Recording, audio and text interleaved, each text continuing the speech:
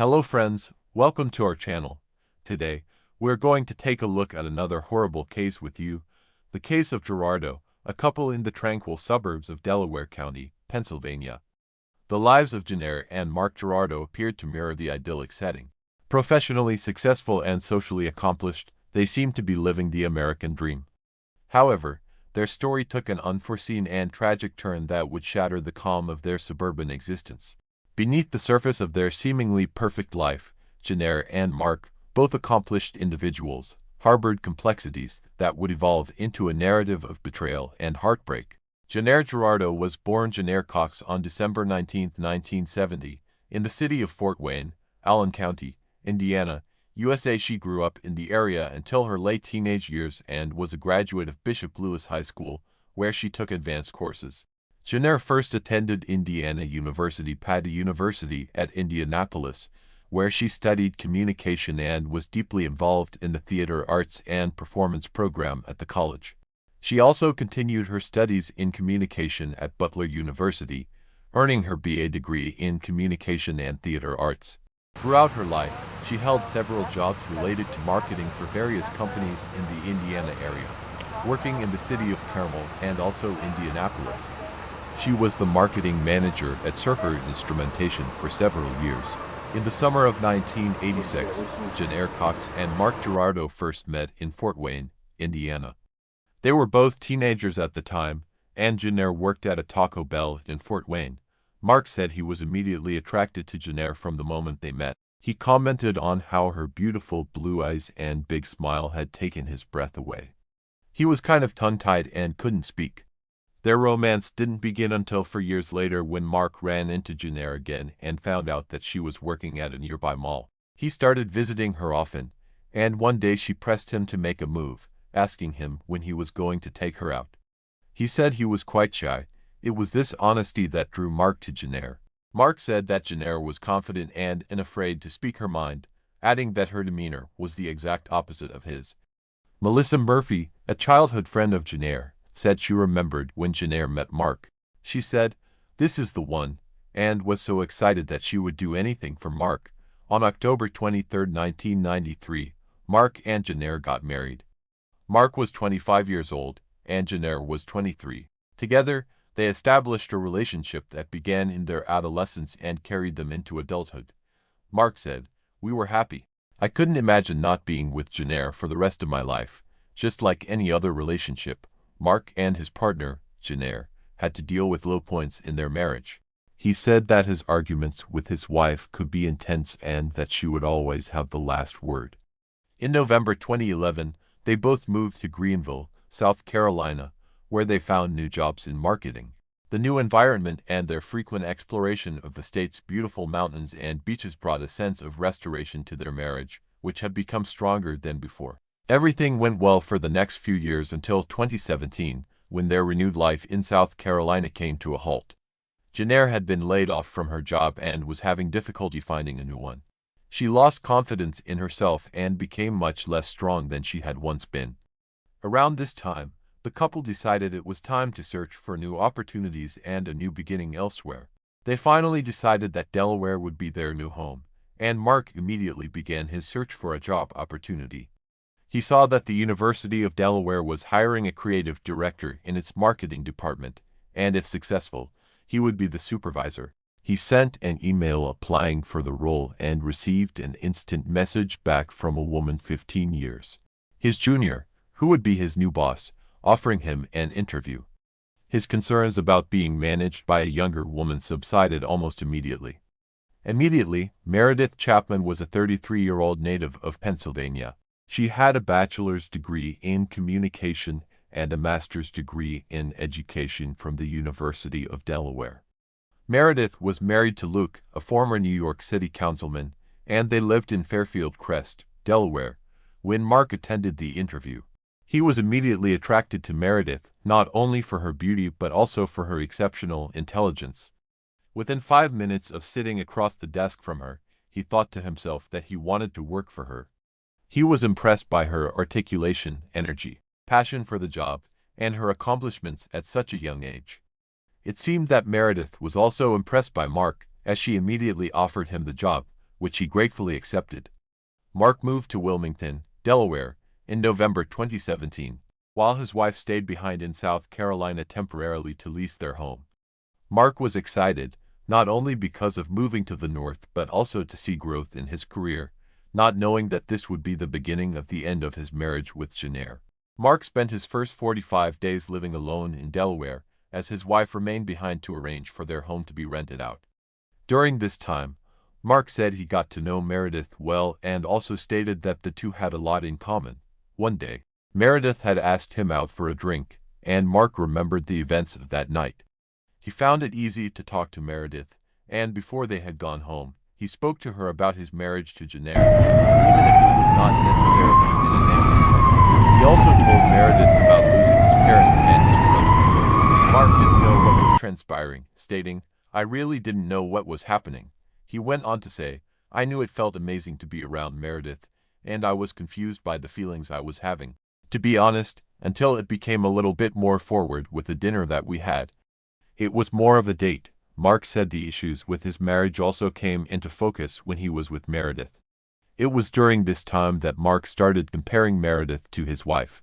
He said Meredith started telling him how good he was at his job and what a wonderful man he was, something he had never heard from his wife. Mark was hopelessly in love, stating, "That just made an impression on me. Here's this woman I think is amazing saying that she thinks I'm a wonderful man." 1 month after meeting Meredith, Mark said that they kissed for the first time. He further stated that while he felt a strong connection, he immediately felt guilty for betraying his wife and told Meredith that whatever was about to happen couldn't be because he cared for his wife. Nonetheless, he soon realized that he also couldn't give up on the feelings he was developing for Meredith, who he said had told him she was 9 years into an unhappy marriage herself. Mark said, "I felt enthralled. The connection was so strong that shutting it down just didn't feel right. I had to at least find out what it was that drew us together." Before Jenner had joined him, Mark sensed he was distant. It wasn't long before she confronted him about her feeling that there could be another woman. Mark said she finally asked him, "What is up with you? You're acting different," he continued. She said specifically, "It's Meredith, isn't it?" This was after Mark had mentioned Meredith several times when speaking about his new job. Although her husband denied the affair at first, Jenner would not let it go. She continued to question his relationship with Meredith, aware that there was something between the two. Jenner began to pay attention to her husband, making sure she knew what he was up to at any given time.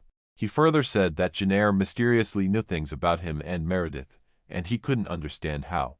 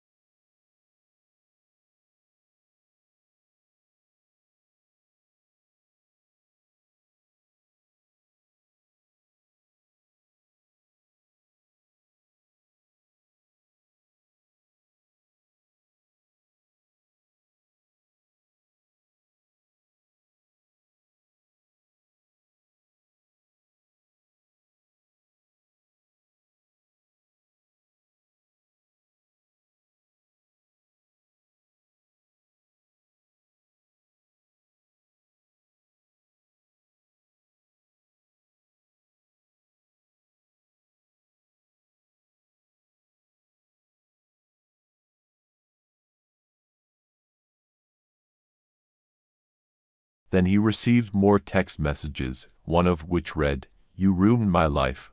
The next two messages from Jenner said, "I hope you never find happiness and goodbye, Mark." Mark repeatedly attempted to contact Meredith via text and phone calls, driven by concerns for her safety and fears about what Jenner might do to her, regrettably went unanswered. Mark rushed to Meredith's house, anticipating a confrontation between Jenner and Meredith. However, upon arriving, he encountered a situation far worse than he could have imagined. He found Meredith lying face down on her kitchen floor, surrounded by a pool of blood around her head. Nearby, he also discovered his wife's lifeless body on the floor. Mark recounted that it took him only 5 seconds to let out a profane scream and run to her, where he continued, "I just said, baby, oh baby, what have you done?" Meredith had enthusiastically posted on her Instagram account about her new position at Villanova just less than 2 hours before her death. She expressed her excitement about starting the job just a week prior and the warm welcome she had already received from the Villanova community. Later that evening, Meredith arrived at her home on Larry Lane in Radnor Township, parked her Audi in the driveway, and went straight inside, unaware that Jenner had broken in and was hiding, waiting to attack her. One of Meredith's neighbors, Tim Emby, said he heard the commotion and went out to investigate. Mark told him to call 911.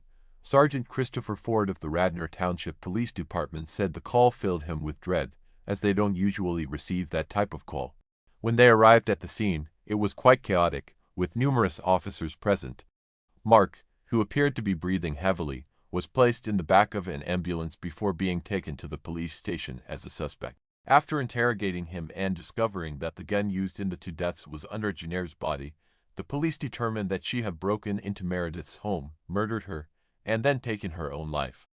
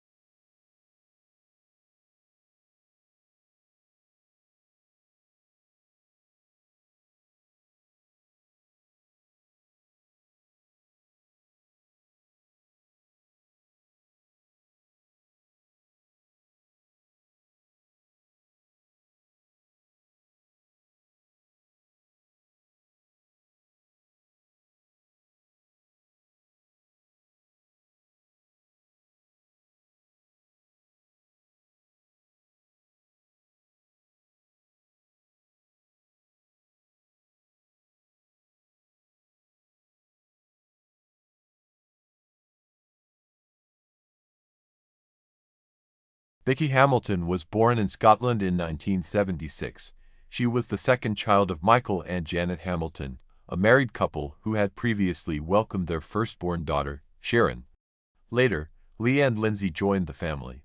Nevertheless, serious disagreements between the spouses led to divorce being the most appropriate decision.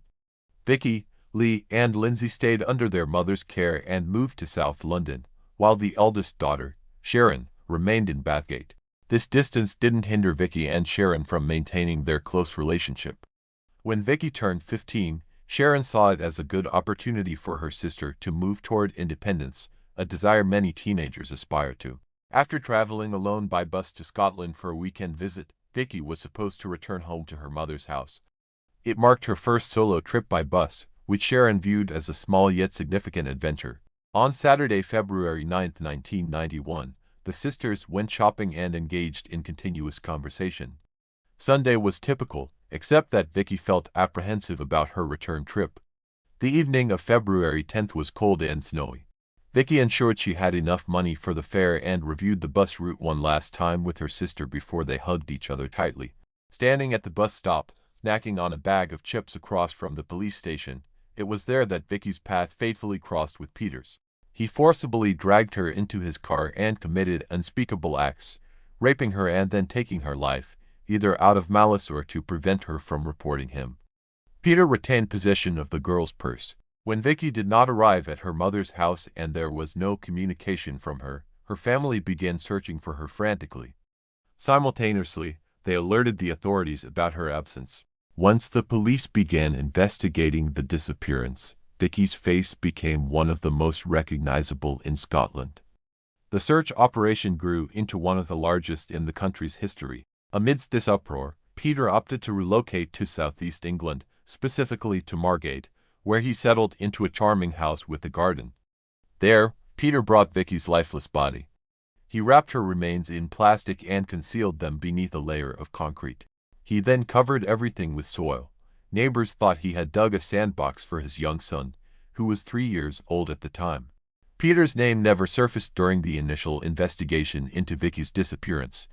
The police found no leads on Vicky's whereabouts and considered her a likely runaway, viewing her as an unhappy teenager due to her parents' divorce. Their theory of voluntary disappearance was reinforced on February 21, 1991, when Vicky's purse was discovered near the main bus station in Edinburgh. Peter, always one step ahead of authorities, created this false lead and completely diverted the course of the investigation. Detectives spent 2 fruitless months searching in London. It is known that Vicky's mother died soon after. Over the next decade, Vicky's family and town residents continued to follow the case closely. Despite listing more than 7,000 names in the file, taking nearly 4,000 statements, presenting about 500 documents, and 380 potential pieces of physical evidence yielded no results, and all efforts led to a dead end, the case was eventually shelved. The next young woman who encountered Peter was Dina McNichol from Essex. She had a brother and 3 sisters. Her father was a jazz musician, and her mother had tragically died many years prior in a car accident. By age 18, Dina was known as good-hearted and cheerful, a wonderful friend. She had just completed high school and held great hopes for her future. On one hand, possibly she aimed to take a gap year for travel. On the other hand, she aspired to attend university. However, nothing was certain because, although Dina had applied to several institutions of higher education, she hadn't yet received any responses. During the first weekend of August 1991, Dina attended a music festival in Hampshire, where she met a young man named David Tremlett. Between dances, they discovered they liked each other. On Sunday, August 4th, they spent the night together in a tent. The following day, Dina assisted him in dismantling the tent, and they agreed to hitchhike back home separately. However, since part of their route was the same, they decided to hitchhike together. Tired but happy, the young couple hit the road to catch a ride. That's when Peter appeared and offered them a lift. David got out of the car first, and Dina wrote down his phone number before saying goodbye. Alone with the unknown driver, Dina was about to experience a real nightmare. On that same Monday, August 5, 1991, Peter repeated his previous crime. As with Vicky, he used Dina's scarf as a gag. After committing the crime, Peter withdrew money from Dina's account at ATMs in Hampshire and Sussex. When her relatives noticed someone withdrawing money from her account, they immediately suspected something was wrong. Her family knew how carefully she saved every penny, and she planned to use the money to travel or continue her education.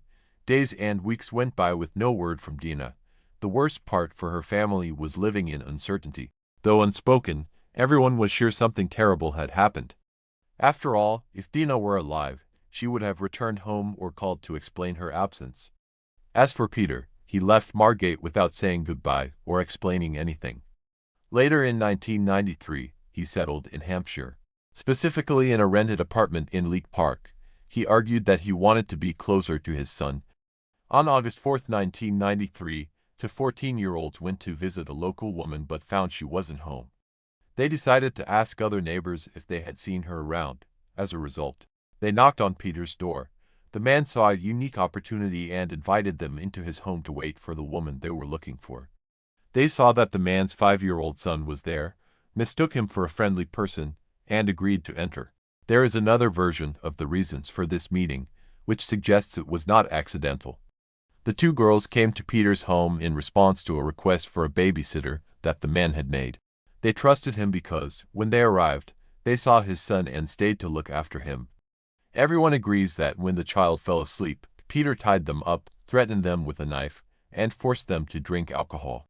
He then beat and raped them, injuring one of the girls. Just when they thought their lives would end at the hands of this extremely cruel man, a boy woke up. This saved them from suffering the same fatal fate that befell Vicky and Dina. In an effort to keep his son from realizing what had happened and understanding what kind of father he was, Peter decided to leave the apartment with the child. According to some reports, Peter left around 2 a.m. But before that, he turned on the gas in the kitchen, hoping to complete his monstrous task. However, the girls regained consciousness and managed to escape. They went to the police and reported all the abuses committed by Peter, whom they described in detail. Peter returned his child to his mother and joined a religious sect called the Communion of Jesus under a false name. He hoped to go unnoticed there, but in the meantime, the media published his photograph, provided by police, making his face widely known. Due to mass media coverage, information about this man started pouring in, and his car was also identified thanks to the BBC Crime Watch program. He was located and, after 40 days on the run, he was captured in Brighton. He appeared in court on May 18, 1994, where he pleaded guilty to sexual assault and indecent acts against 2 young girls and was sentenced to 14 years in prison. However, Peter did not serve his full sentence and was released in 2014 at the age of 58. Peter immediately returned to Scotland, aiming to relocate from the area where he was registered as a sex offender. For a while, he managed to stay off the radar. Under a false name and posing as a homeless person, he knocked on the door of the Church of St. Patrick in Glasgow. To avoid getting exposed, he adopted the name Peter McLaughlin. Dennis and Katie Curry, a married couple from the church's charitable group, recalled that evening vividly when a homeless man sought shelter. Despite his vulnerable appearance, Katie had an uneasy feeling about him. Peter was brought up as a Catholic and soon felt at ease in this church. His apparent begging served as an effective disguise, arousing sympathy from parishioners, with few paying much attention to him. Therefore, he roamed freely around the church, an ideal hiding place for him. However, his predatory instincts stayed intact. Being in a sacred place held no significance for him. Calculating every move meticulously, Peter displayed eagerness to assist in church repairs. After about 6 or 7 weeks, he asked the priest if he could join the maintenance staff. At that time, people facing financial difficulties often sought refuge in churches. It was through such circumstances that Angelica Clark crossed paths with Peter. Angelica was a 23-year-old woman from Poland who came to Scotland during the summer of 2006. She wanted to spend her summer break working to earn money and fund her language studies back home. She lived at the parish house of St. Patrick's Church, where she also worked as a cleaner. Peter took an immediate liking to her and somehow convinced her to help him with various tasks. Occasionally, on Sunday, September 24, 2006, Angelica spent several hours assisting him in painting a shed. Some parishioners noticed them together before Peter attacked her at the back of the chapel. Lika Brown, 47, and her husband Andrew, 46, who lived in a multi-story house overlooking the church, heard a woman scream through their open windows. In her statement afterward, Lika described it as a brief scream that sounded like someone being forcibly restrained. It was so eerie that it compelled her to get up from the couch and approach the window, but she saw nothing. The scream heard by the Browns coincided with the moment when Peter caught the young girl off guard as she stood with her back to him. He struck her forcefully and dragged her to the back of the chapel, where he continued to beat her. After she lost consciousness, he raped her and then inflicted several knife wounds. He hid the body in the basement under the floor near the confessional. At this point, Angelica was still alive. Several hours passed, and parishioners began to notice that the young girl was missing. That's when Dennis informed his wife, Katie, about Angelica's unusual disappearance.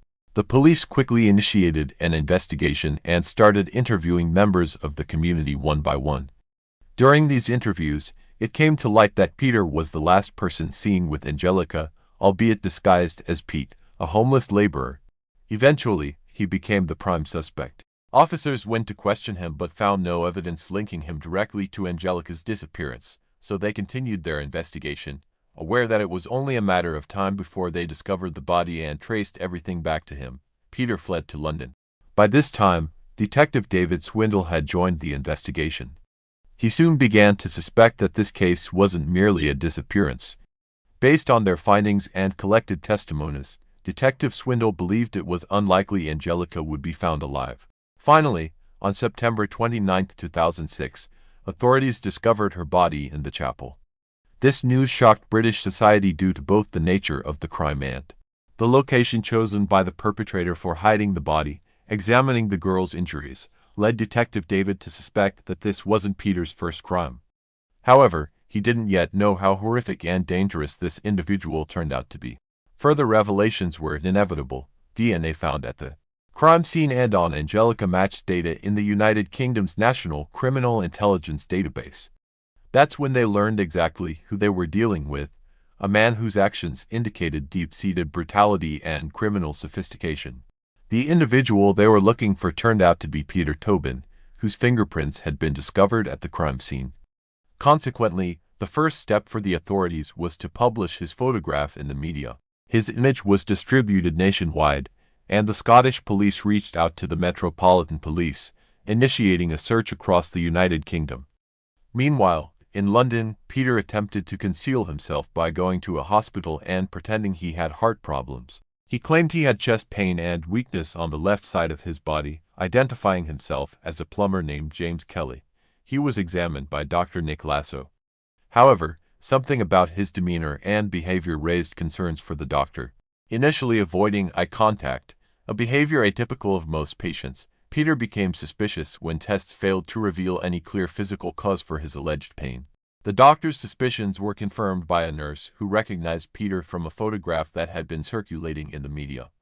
As a result, both the nurse and doctor contacted the police. This phone call significantly altered the course of the investigation.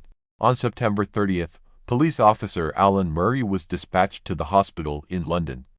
Peter was taken into a room so Alan could speak with him. Immediately following this encounter, Peter was arrested, although initially only charged with violating the sex offender registry. This approach allowed officers time to build a criminal case against him.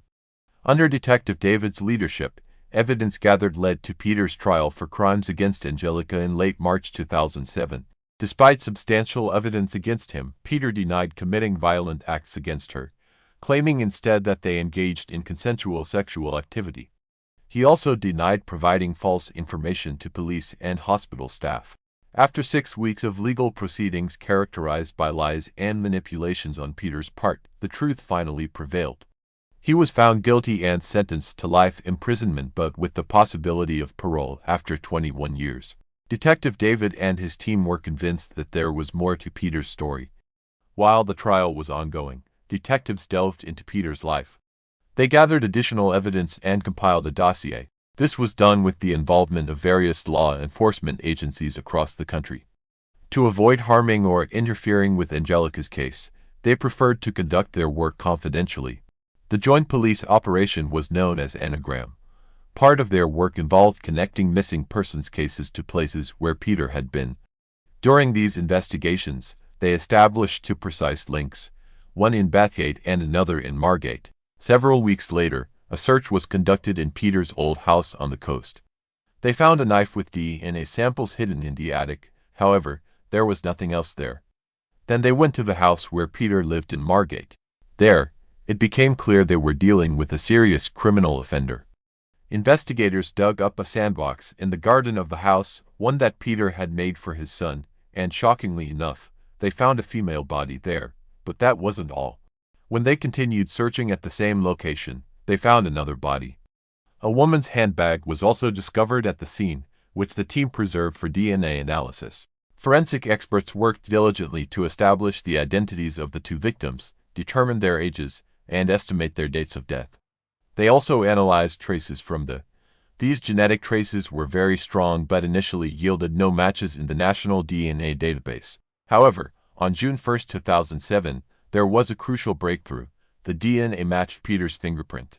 This development proved monumental for investigators, who deemed it necessary to move forward decisively in this direction. By November, on August 14, 2007, authorities confirmed that one of the bodies found belonged to Vicky Hamilton, who disappeared at 15 years old during her first independent trip. Her family had been waiting for answers for 16 years. Later, it was announced that the second body belonged to 18-year-old Dina McNichol, who was hitchhiking home after attending a concert. On September 1, 2008, the Royal Prosecution Service contacted Peter's lawyers and charged him with the murder of Vicky, leading to his trial. Officers had to restrain Vicky's father, Michael, after he saw Peter face to face. Michael later admitted he simply wanted Peter to know he was there to defend his daughter's name and protect her memory. After a month-long trial, on December 2, 2008, Peter was found guilty of Vicky's murder and sentenced to life imprisonment. The trial for Dina took place in December 2009. On December 16, after the defense failed to provide evidence exonerating their client, the jury found Peter guilty of Dina's murder. He subsequently received his third life sentence. On November 22, 2007, it was reported that Tobin had been attacked by fellow inmates. He sustained minor injuries. Shortly before this incident, the serial killer had confessed to a total of 11 murders. Recently, on October 8, 2012, Peter passed away in the hospital. Hello friends, welcome to our channel. Today, we're going to take a look at another horrible case with you, the case of Alan Wade. High school sweethearts James Reggie Sway and Carol Alford hailed from Charleston, South Carolina. They grew up together, attended the same school, and were in the same grade, knowing each other since childhood. Over time, their friendship evolved into something deeper. By 1959, at 15 years old, they were dating. Friends often remarked on how harmonious and beautiful James and Carol seemed together. They captured these moments in photos young and happy, with dreams of a long and joyful life ahead.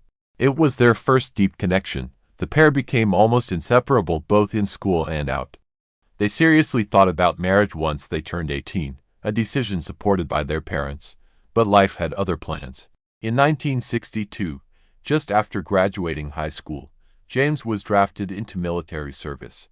He and Carol decided to delay their wedding until his return and promised to exchange letters regularly.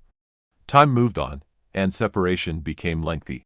By the mid-60s, James found himself deployed to Vietnam, a hotspot, and all contact was lost. Thereafter, Carol had no word if her beloved was even alive.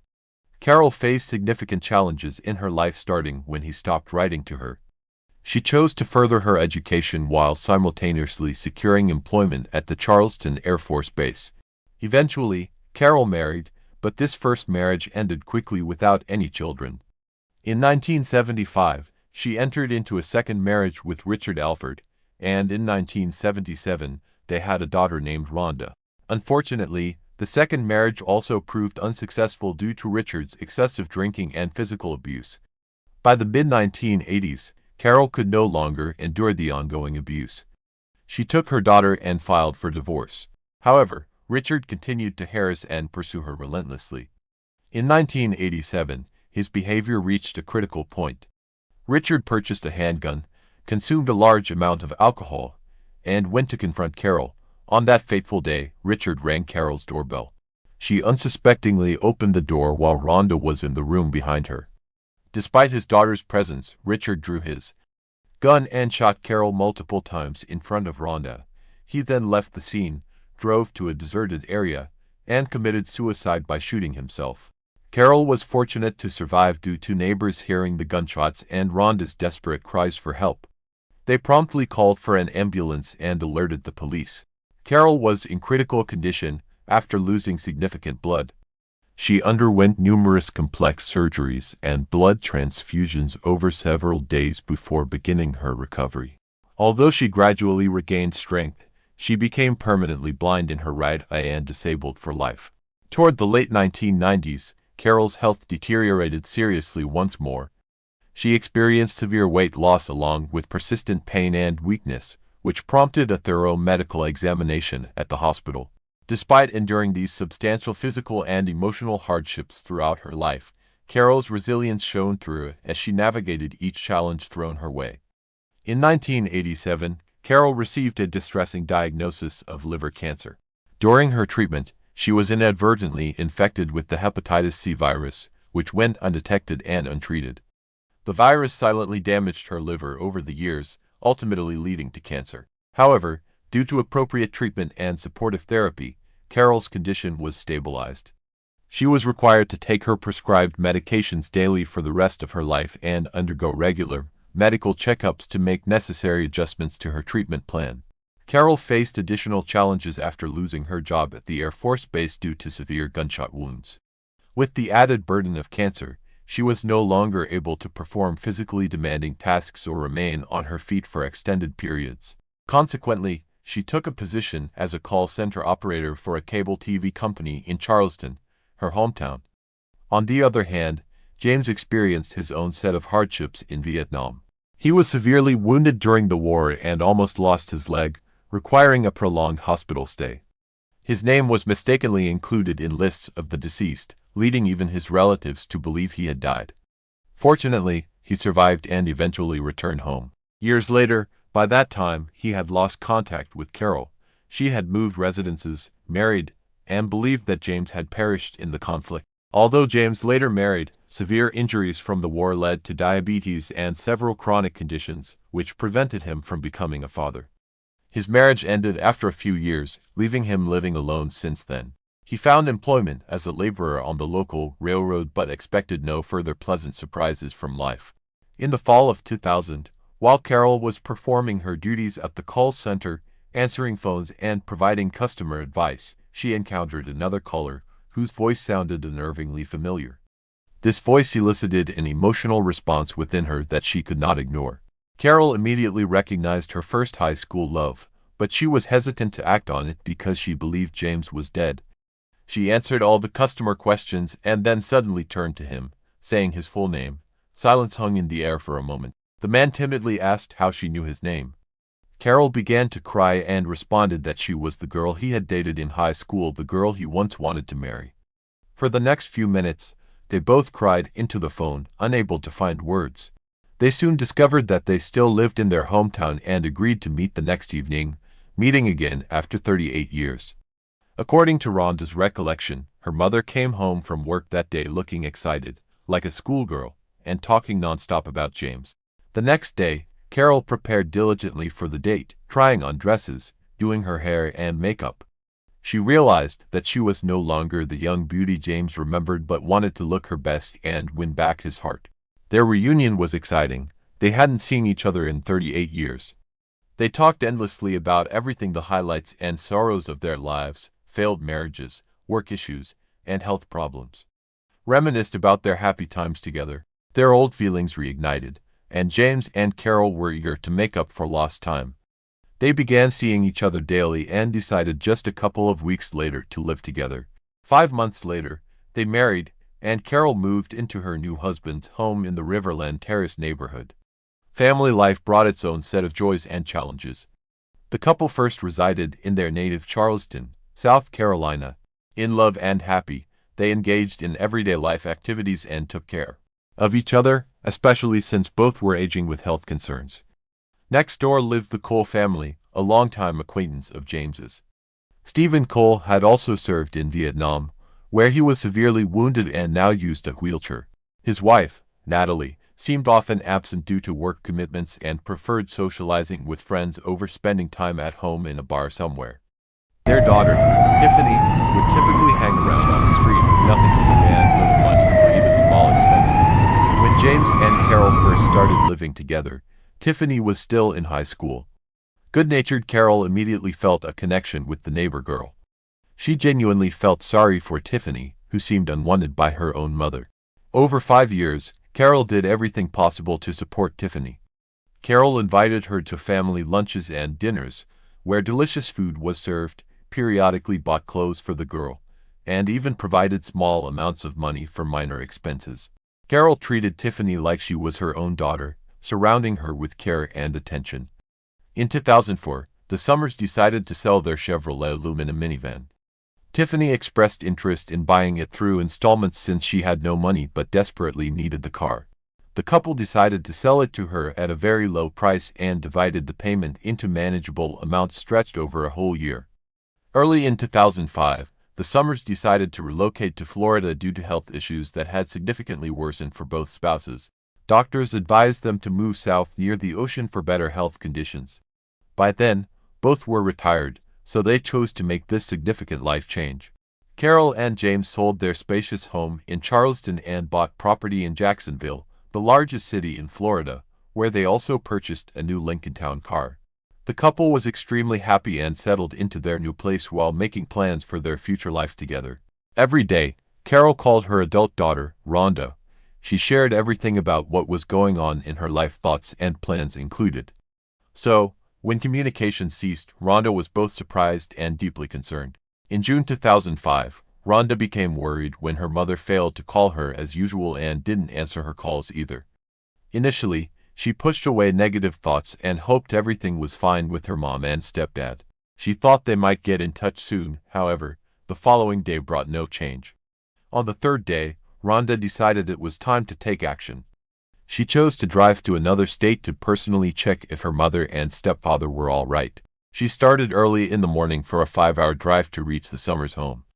Upon arrival, the first thing she noticed was that their car was missing, which seemed unusual. Approaching the front door, she found it slightly open.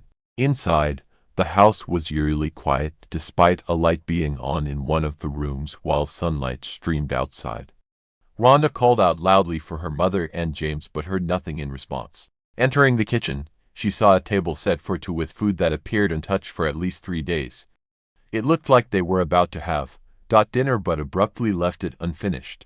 The house itself was in disarray, things were scattered around randomly, and some doors and cupboards were open, as if someone had frantically searched through them. Rhonda's concern grew when she spotted crucial medications on a bedside table in their bedroom: her mother's cancer pills, taken 3 times daily, and James's insulin, administered hourly, remaining there untouched, along with completely dead phones.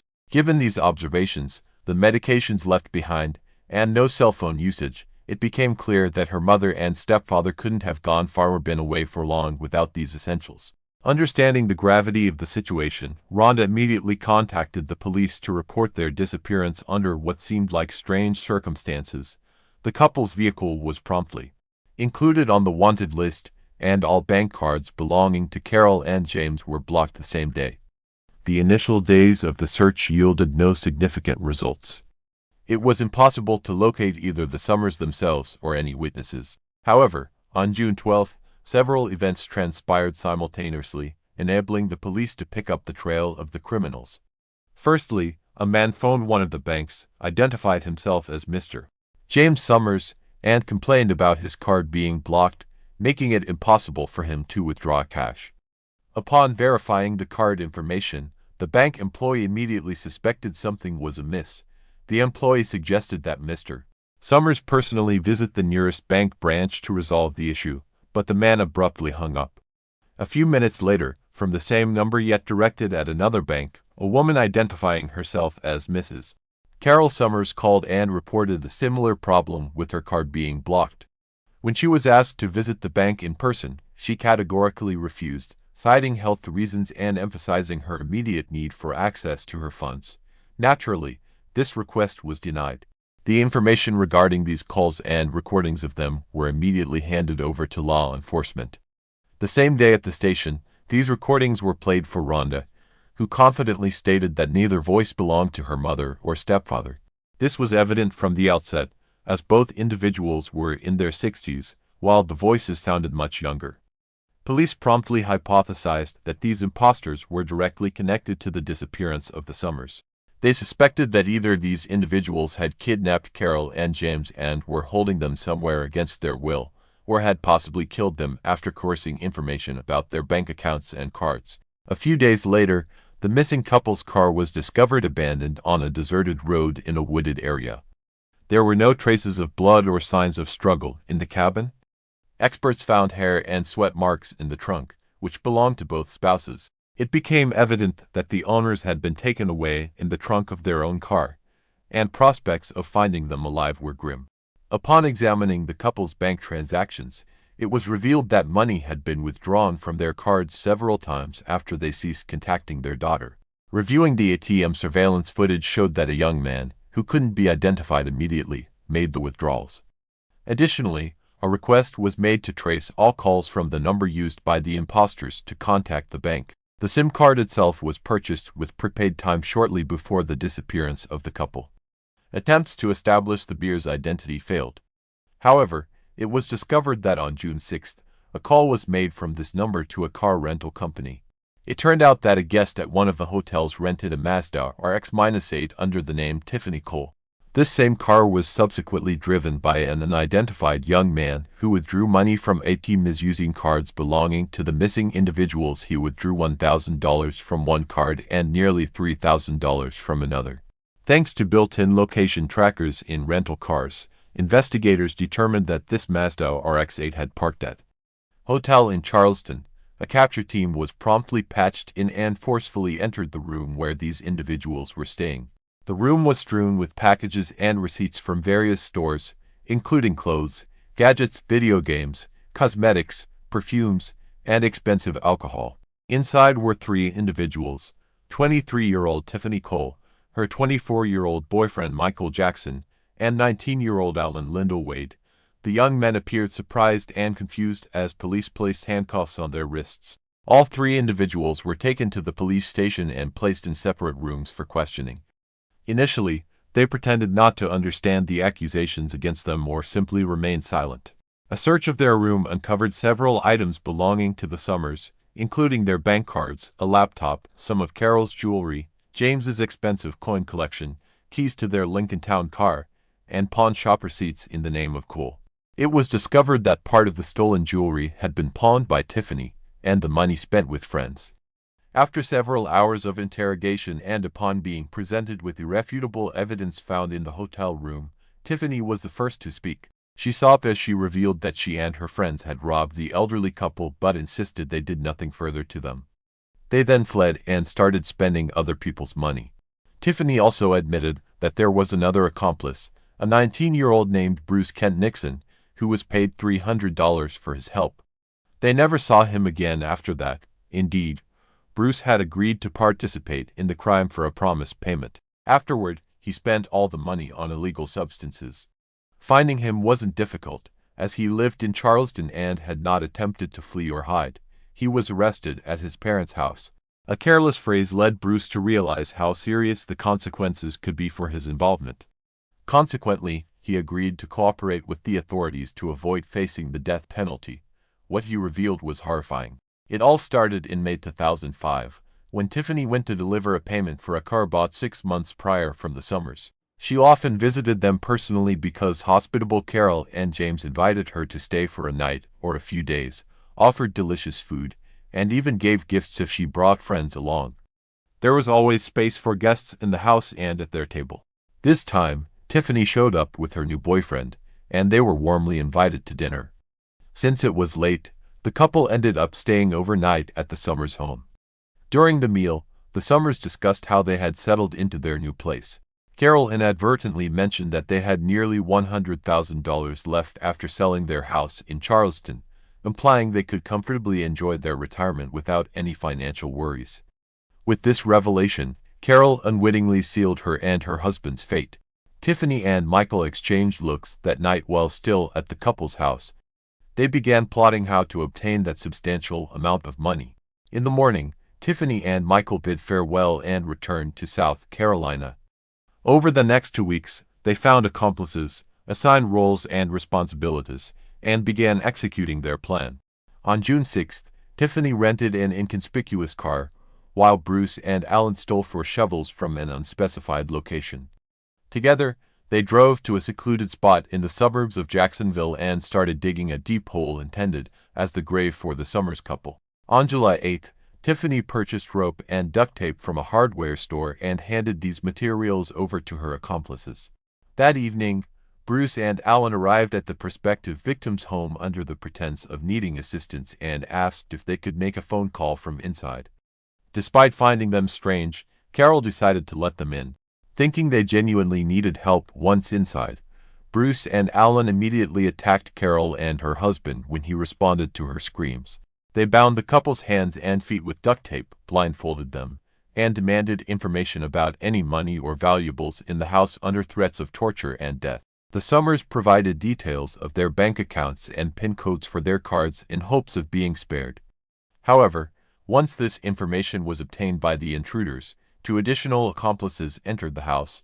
They helped drag Carol and her husband into their backyard before stuffing them into the trunk of their family car. Alan drove their Lincoln, with Bruce seated beside him, while Tiffany and Michael followed closely behind in a red Mazda RX-8 as part of their sinister plan. While on their way, they encountered a police patrol that might have tried to stop the car with the couple in the trunk. The second car was supposed to divert attention by speeding up or blatantly breaking rules. However, no one appeared in their path, so both cars reached the destination safely. In the trunk, James managed to free his arm. He removed the bandage and duct tape from his face and also from his wife's face to prevent suffocation. There wasn't much more they could do. Their surprise, bewilderment, and shock were immense when the trunk lid opened, and among their captors were Tiffany and her boyfriend, who had recently visited them. The captives were led several dozen meters through the woods to a prepared grave.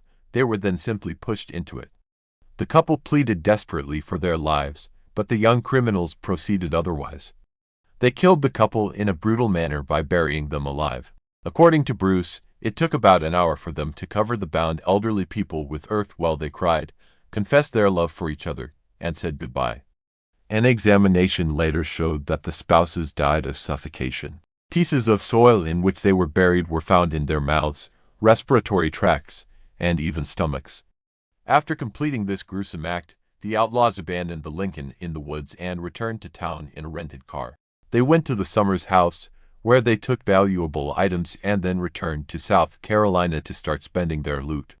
However, after 2 days, all stolen cards were blocked. 4 days later, all participants in the crime were taken into custody. Bruce Nixon was the only one who fully admitted his guilt from the beginning and agreed to cooperate with investigators, hoping for leniency.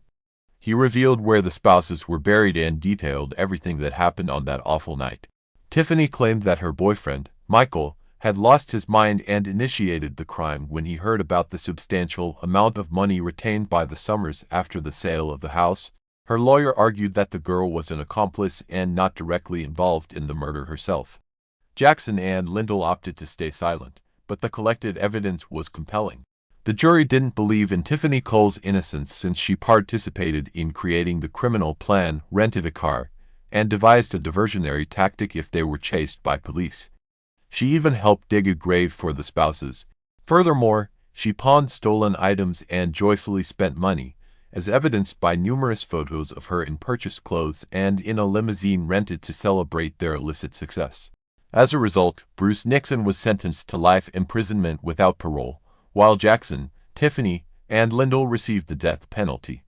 Despite filing multiple appeals and grievances, all were denied, leaving the sentence unchanged. However, in 2023, 18 years after their heinous crime, that very same death sentence had yet to be carried out. Hello friends, welcome to our channel. Today we're going to take a look at another horrible case with you, the case of Nicole Ford. Manipulation is a special psychological technique that allows one to achieve personal goals without considering the partner's interests. Notably, a skilled manipulator keeps the people they need close to them.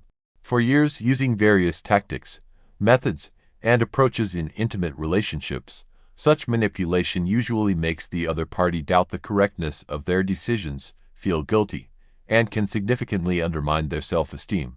Typically, relationships with a manipulator start off ideally, as these individuals know how to gain trust, charm, and win hearts. They appear caring, understanding, empathetic, and someone with whom one can share joys and sorrows at any time. Gradually, they probe your weaknesses and begin to exploit them. Sometimes, such individuals even commit serious crimes through others in such a way that the manipulated person believes they are acting entirely of their own volition or for the greater good. The case of Nicole is not unique, but it serves as a vivid example of how a man can skillfully manipulate the emotions of women who are in love with him. He kept one lover from leaving for many years, destroying her emotional state with his actions and convincing her that she could not live without him. He persuaded another lover to commit a crime, convincing her it was a righteous act to save a child. He planned everything down to the last detail, but recordings from street surveillance cameras did not allow him to escape accountability. What is known about Nicole, or simply Nicole Ford? She was born on July 11, 1989, in the northern part of the U.S. in a small town in Minnesota. There was almost no information about her parents and early life in public sources. According to some reports, her father left the family when she was very young, and her mother raised her alone, striving to provide her daughter with everything necessary and a good education. Nicole was one of the top students in her school and was actively involved in sports from a young age, particularly track and field and martial arts, in which she excelled. In her senior years of school, she decided that she wanted to dedicate her life to fighting crime and would serve in law enforcement. She did everything possible to successfully pass the exams and meet the physical standards required for admission to the police academy, graduating with honors. After finishing school and being admitted to the academy, Nicole moved from the small provincial town to the large metropolis of Minneapolis. In 2010, she was accepted into the Criminal Investigation Department of the Maine Police Headquarters in Minneapolis as an assistant investigator, and after several years of dedicated service, she was appointed as an investigator. Colleagues described her as a determined, goal-oriented woman and a fearless officer ready to take risks. However, in her personal life, without realizing it, Nikki became a pawn in the hands of a sophisticated manipulator. The perfect start to a doomed relationship began in 2012 at a taekwondo competition when 23-year-old Nicole met a coach and martial arts master, Timothy "Tim" Amema, who was 8 years her senior and initially didn't spark much interest in her. However, the slender young beauty with luxurious long hair and a charming smile immediately caught his attention. It's worth noting that Timothy was known as a ladies' man with numerous romantic partners whom he frequently changed and sometimes dated several women at the same time. He was skilled in winning over women he liked and was not accustomed to rejection. Timothy also lived in Minneapolis, quickly found out where Nikki trained, and obtained her phone number. He initially offered her personal training services but almost immediately began courting her, quickly winning over her heart. Nicole saw Tim as a kind, open, and charming man. She developed a sincere affection for him and, before she knew it, had fallen deeply in love. Soon they started a romantic relationship and began dating. Initially, the man behaved gallantly, showed care, and made every effort to impress her. Effort to demonstrate that he was a reliable person one could depend on. Amema was strong, intelligent, eloquent, and had the ability to dominate the women who fell in love with him. The relationship progressed rapidly, and after a month and a half, they decided to move in together and live under the same roof. The first 6 months went wonderfully, and Nicole felt happy and loved next to this person. She opened up and trusted him, believing there were no secrets between them. However, Timothy's behavior gradually began to change. He revealed his true nature, but he did so subtly enough that his chosen one was not alarmed for quite some time. The sophisticated tormentor, Timothy, was an attractive, witty, and charismatic man with a muscular build, enjoying success with the opposite gender. He took great pride in himself, and even after entering into a serious relationship, he did not stop flirting with other women, often doing so in Nicole's presence. This deeply hurt her and made her feel humiliated. At first, Nicole hoped that over time her boyfriend would shake off his bachelor habits, become more restrained, and settle down, but months passed and nothing changed. Meanwhile, Tim assured her that he loved only her and was passionate and tender as a partner, but outside the home, he did not miss a single opportunity to flirt and regularly engaged in affairs. Soon, Tim became openly annoyed by his girlfriend's jealousy. He began to snap at her, stating that he would behave as he wanted and she had no right to tell him otherwise. However, he usually apologized afterward, telling Nicole that no one would ever love her as much as he did, and she forgave him, continuing to make future plans. In the fall of 2014, during a minor domestic argument, Timothy unexpectedly flew into a rage, grabbed Nicole by the throat, and squeezed so hard that she couldn't breathe and almost lost consciousness. Suddenly, he came to his senses, let Nicole go, and pushed her so hard that she fell, hitting a wall. At that moment, she realized that this was an unhealthy relationship that needed to be ended immediately. However, her emotional attachment to the man was too strong, and it only took another apology from him for her to forgive him. In addition to bouts of aggression and infidelity, another extremely unpleasant trait of Tim's came to light. He was extremely jealous and obsessed with control. The man monitored every step his chosen one took her phone without permission, checked her contact lists, messages in messengers and social networks, and kept a close eye on who she talked to and where she was. This continued for several years. Tim could cause a scandal out of nowhere, unjustly accusing his beloved of infidelity while he himself did not miss an opportunity to be unfaithful. He often resorted to physical violence but continued to convince Nicole that no one would ever love her, as he did if she ever attempted to leave. When ending the relationship, the man resorted to blackmail, claiming that he would end his life and it would be on her conscience. In November 2015, after another argument that ended in violence, Nicole packed her bags and, with a suitcase in hand, left the house. Timothy, who until the last moment did not believe she would do it, saw her leave, chased her down outside, grabbed her by the hair, and dragged her back into the house. But the woman began to scream and struggle, attracting the attention of neighbors, and the man was forced to back down, letting her go. After so many years in an abusive and manipulative relationship, Nicole could finally breathe a sigh of relief. However, Tim had no intention of leaving her alone. He merely switched tactics, moving from threats and blackmail back to romantic pursuits. He met her after work, sent flowers to her home, wrote messages filled with tenderness, and pleaded for a chance to start over. For over a month, Nicole was resolute and had no plans to return to her former lover. But in December of that same year, she unexpectedly discovered that she was pregnant.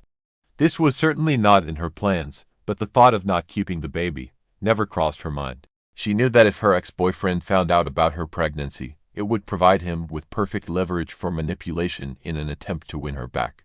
So she tried to hide her pregnancy but was unsuccessful. They still shared many mutual friends and acquaintances. By January 2016, information about her expecting a child reached Timothy.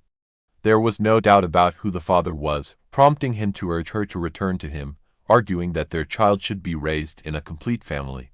Nicole, who had grown up without a father herself, understood how challenging it would be for her and the baby.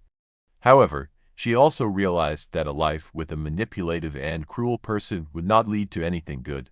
She adamantly refused to return to her ex-boyfriend, though she still had feelings for him, but she noted that she would allow him to participate in the life and upbringing of their child as a nominal father. On June 20, 2016, Nicole gave birth to a healthy boy whom she named Callahan, as her former lover acknowledged paternity and declared his readiness to raise the child with her.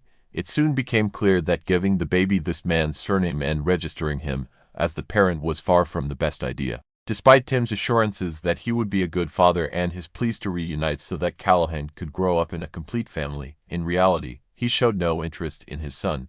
The man had hoped that the child would become a reliable tool for manipulating his ex-girlfriend, but Nicole was no longer susceptible and quickly lost interest in the baby. Nicole took nearly a year of maternity leave and devoted herself entirely to caring for her little son. She hadn't even thought about new relationships, immersing herself completely in motherhood. Meanwhile, Timothy continued his carefree life with numerous lovers and casual connections. It got to the point where he had to signal a purple light in his bedroom, which meant that the homeowner was alone and expecting company. Any of his lovers could respond to this signal, and after which, the purple light would go out, signaling to others that Tim's bed was already taken. It was like something out of a red light district, but the man and his numerous partners were quite satisfied with this arrangement. In the same year of 2016, shortly after the birth of Callahan, 36-year-old Emma moved in and began living with his 18-year-old protégé named Colleen. He had been training the young woman since she was 14, and she was deeply in love with her mentor despite the significant age difference. Initially, the couple hid their close relationship, and to outsiders, they claimed that Colleen was just renting a room in his house. However, it soon became apparent to everyone that a fiery romance was unfolding between the coach and his ward. Timothy was thrilled with his young lover, and according to friends, the girl resembled a naive child trying her hardest to impress the man she absolutely adored. By the summer of 2017, Nicole was forced to return to work. She was raising her child alone, as the boy's father was hardly any help, and the young mother simply ran out of money, prompting her to end her maternity leave early. At that time, she was working as a forensic expert at the main police headquarters in Minneapolis, and her work schedule could be unpredictable. During the day, little Callahan was in daycare, but if his mother was held up at work or called in unexpectedly, she would ask Timothy to look after their son. There were a few reasons for this. First, she believed it was beneficial for the boy to spend time with his father, who had recently vowed to be involved in his upbringing.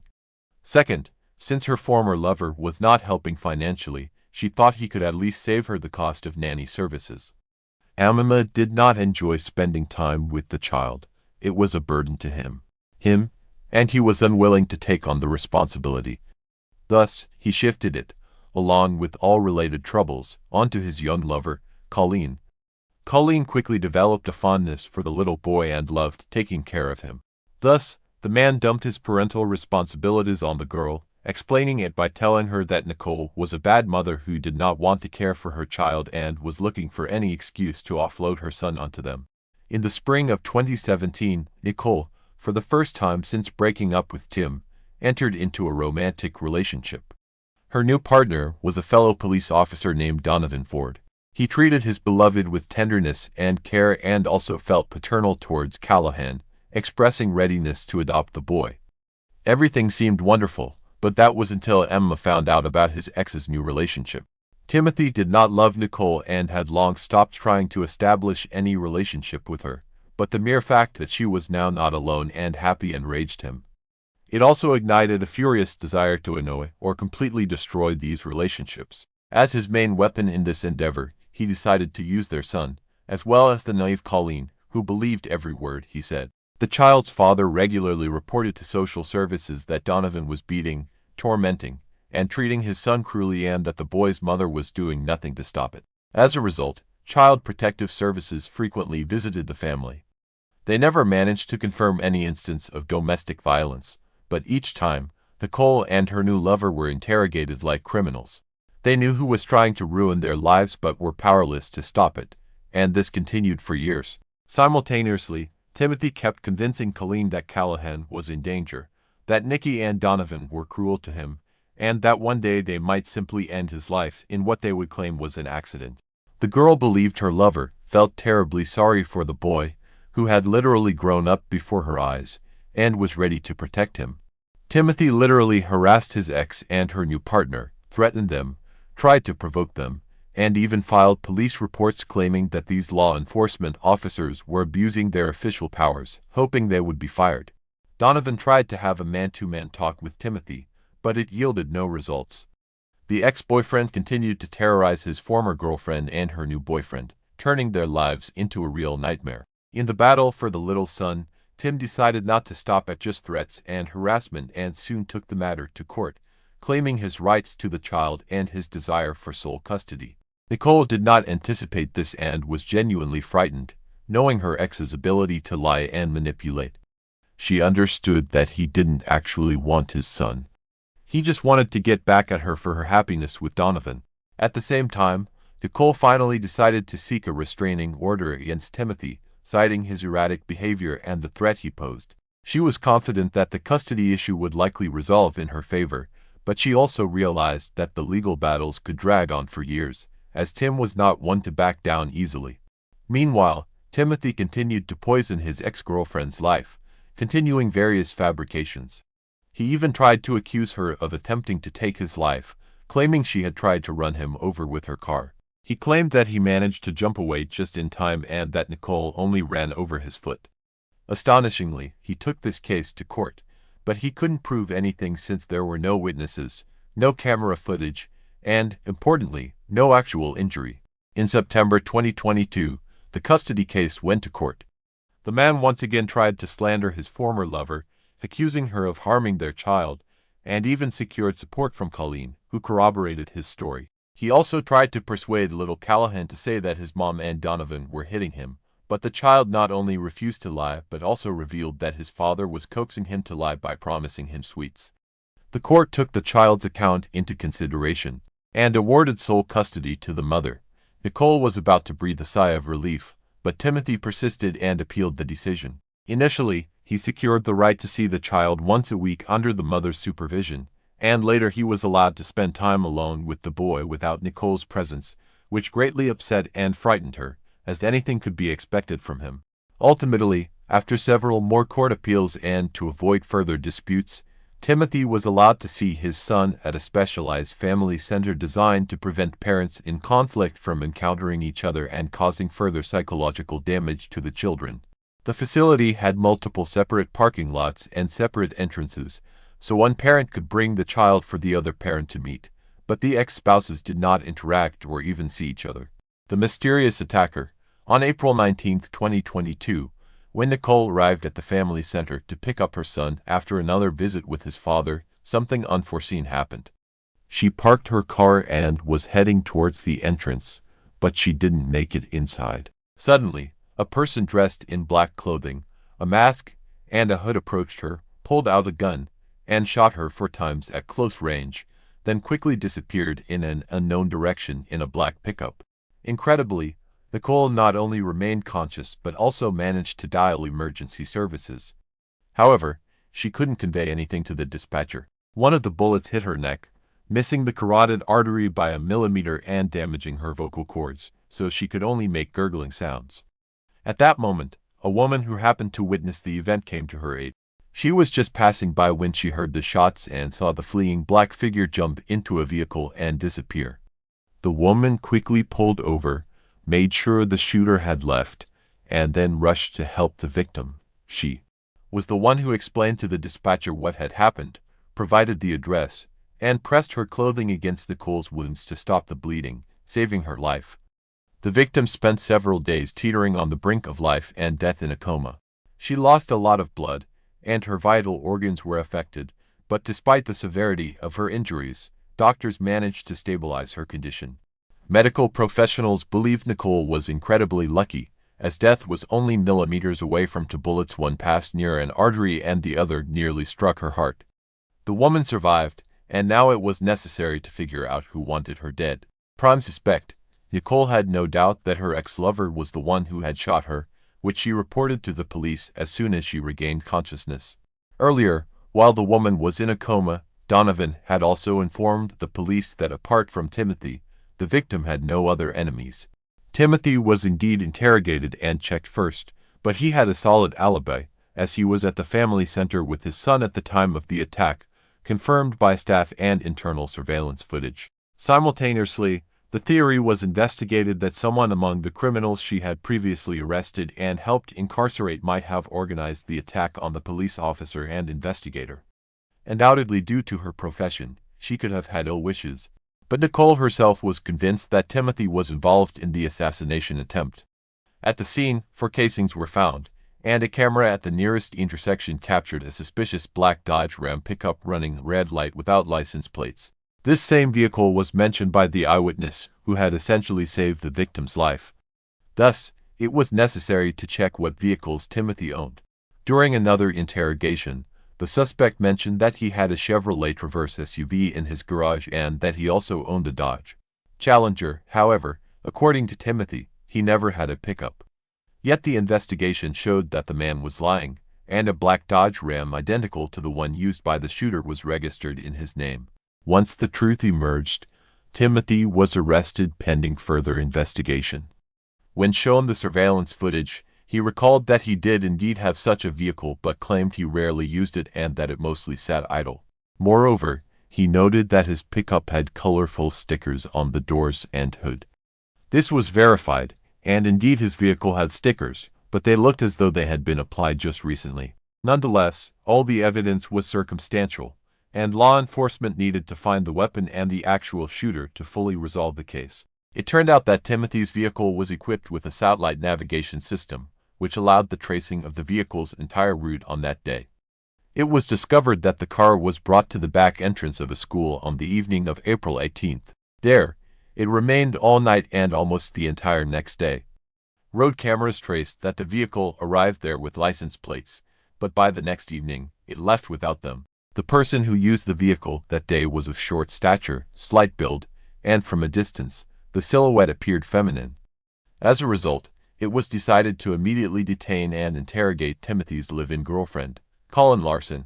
A search was also conducted at the couple's home, and although the weapon used in the crime was not found, law enforcement discovered ammunition of the same caliber used by the shooter.